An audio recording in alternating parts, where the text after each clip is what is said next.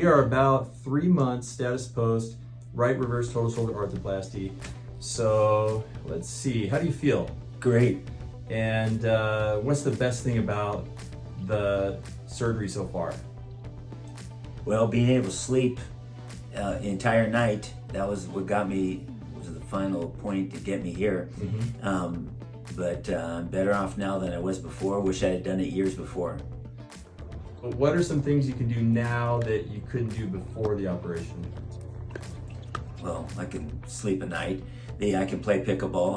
I waited until I was basically disabled until I had it done. Okay. So I'm a better pickleball player after 3 months than I was before the operation. And when did you start playing pickleball after the surgery? 30 days. Okay. And what else are you doing besides pickleball now at 3 months?